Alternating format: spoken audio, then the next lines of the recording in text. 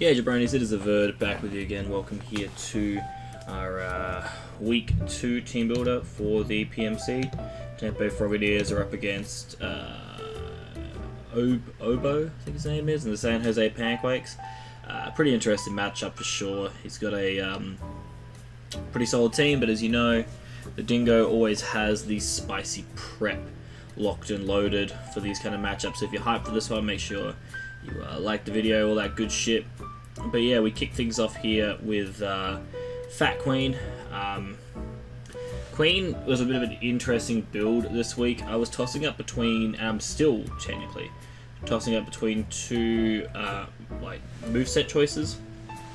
The big decision I'm choosing between is running Sludge Wave and running Ice Beam. Now, Sludge Wave is obviously great because it OHKOs Mega Altaria. It destroys. It's just a great spammable move against his team because his resists don't even really want to take it that well. And then obviously like Scizor, I can just pressure with other members of my team. So there's that. Like Earth Power does a ton to Scizor anyway. The other move though that I was considering was Ice Beam, mainly because that does hit Altaria still. Doesn't knock it out, but does still hit it very, very hard. Allows it to be easily revenged potentially.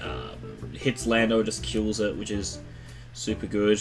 I have Sucker Punch on here because I thought it would be like a nice little tech to kind of catch things like Blacephalon and stuff, but I'm going to be trapping and killing Blacephalon. So I think the changes I'm going to make, I'm going to chuck Ice Beam and Flamethrower on this set. I think Flamethrower is literally just because I don't want to ever allow Scizor to be free. Running 28 speed investment, I believe that is to creep no speed. It's either to creep no speed or it's creeping like Adamant max speed Scizor, something like that. Some Pokemon is what I am creeping. I can't remember exactly which one. It might be a Alolan Raticate actually. But yeah, rocks are super important here. I'm running the Sugar Berry because against Lycanroc, Mega Altaria, and Lando, it allows me to live their ground type moves and retaliate and knock any one of them out, pretty much, which is really, really good. I like that a lot. Yeah, Sheer Force just kind of runs through him. Sugar Berry is very important, but yeah, pretty straightforward, solid Nidoqueen set. Next up, we have, actually, I just realized that this has already been gemmed, so we're going to stick with what we originally had, because we have to. So it's obviously going to be a little bit weaker against Scizor and maybe Lando to an extent. Sludge Wave will still do a good amount, and Sucker Punch is still nice, because like I said, it'll catch things like Blacephalon, Cryogonal especially, very much off guard, even Celebi potentially off guard, and just pick up some clean kills. Even though I have to run minus attack, it is what it is. Next up though we have Lax. Basically Big Body Lax this week is pretty much designed to be the Blacephalon check. This counters any Blacephalon my opponent wants to bring, if at all. It also doubles as a decent Lando eye check, not to mention especially offensive Mega Altaria check. He can take hits from basically everything on his team. Pursuit is just super, super nice for things like Celebi, Blacephalon, Cryogonal, all these things to just chip them down. Steed Bomb is there to punish the Seismitoad, thinking he can just set up rocks against me or something.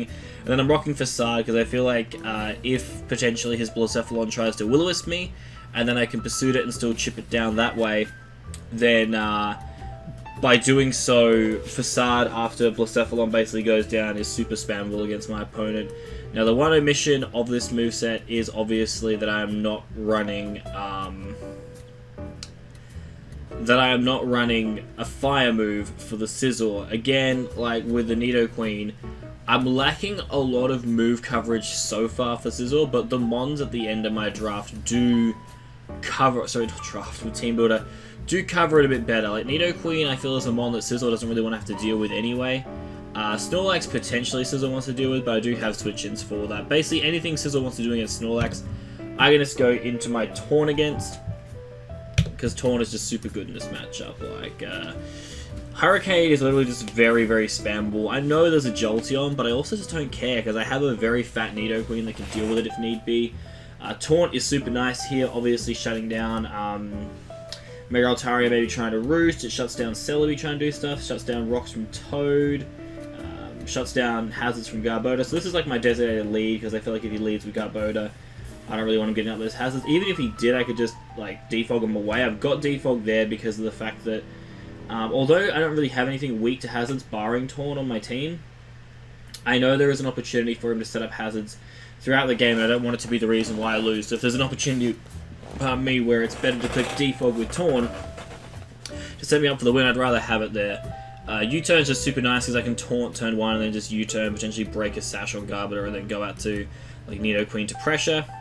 And Hurricane with the Z move, mainly because, like I said, his only 2 resists to my Taunt T are a Jolteon and a Lycanroc Dusk, which aren't really resists at all, so I can quite freely just drop the Z move on them. I was really tempted to run Knockoff over Defog, because if it's like an AV Jolteon, I can knock off into it, and that basically then means that my Z Hurricane will knock it out.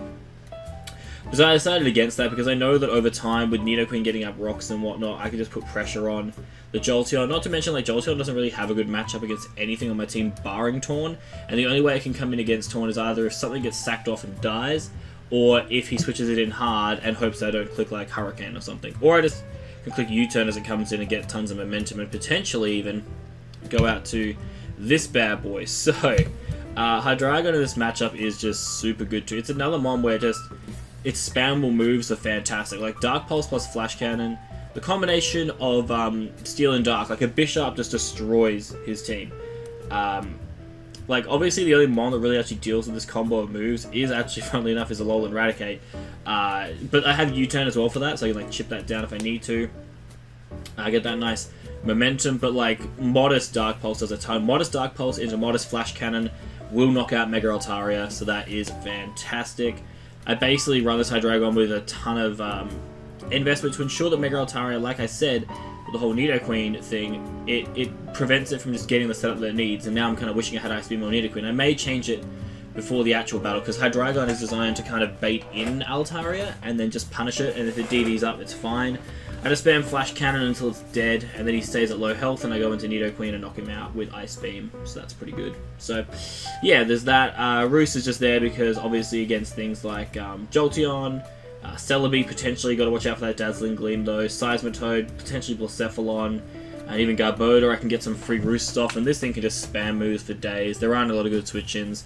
Lando's going to need to run like Superpower or Focus Blast to be able to hurt this badly. He may just try and run U-turn, but even then it's not going to be too detrimental, I don't think. Moving on here, we have a nice E-Belt Shaman, because, like, I don't know, I wanted to go, like, really aggressive in this game.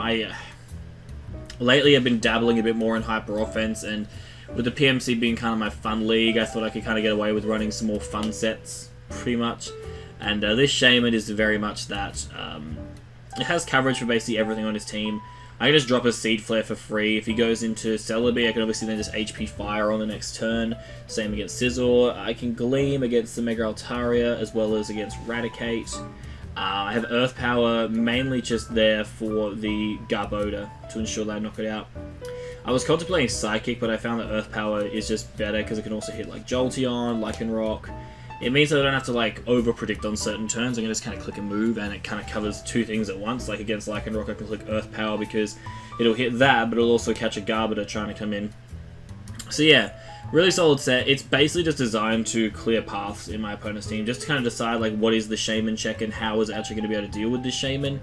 Because if it is Celebi, then obviously Seed Flare, if I get the -2, is going to put him nicely in range, probably a 2-hit KO from HP Fire. But if he is specially defensive, then I can kind of tell from the damage that I do, and then I can figure out, well, maybe if he's not running enough speed, I can go into Hydreigon and pressure. Obviously, I can just go straight into Taunt in some situations too against Celebi, which is really nice. It's also a nice status absorber, so if like Seismitoad's coming in, he's either going to go for rocks or whatnot, but Shaman can kind of come in freely against Toad and then just, you know, sit in front of it and click and move. I really wanted to run Air Slash to punish the Celebi, but HP Fire is obviously needed to knock out that Scizor, so it is what it is. And finally, alright, so this set's kind of wild, but, like, funnily enough, it kind of works in this matchup. It's kind of stupid. So, my whole thing with Raikou is that I'm trying to contemplate what kind of moveset Obo wants to go with for his Seismitoad. So, I'm thinking, like, he's going to run probably Scald, and then a Ground-type move, and then Stealth Rocks, and the last move is very up in the air. I think it could potentially be Knockoff because of the fact that, in this matchup, Toxic doesn't do as much for him as he wants it to, because I have a Shaman that can consistently come in against it. Ice Punch is also an option because that hits Shaman as well as Torn, which is really nice for him. My whole point is I don't see him bringing Toxic, and I see his only real good way of damaging Raikou in this matchup is gonna be Earthquake. So I've decided to bring a Carmine Magnet Rise variant of Raikou. This actually takes advantage of so much on his team. I can Carmine up against certain mons like Celebi and whatnot, and then watch him go out to something. Obviously, like, I'm fast enough to outspeed things like Lando unless he's Scarfed. But even if he is Scarfed and I've got my Carmine up and he's a special Lando, I still take the hit and can knock him out. So there's that. But I can also just Scout. I can just go out to High Dragon, or I can go out to Torn. It's not a big deal at all.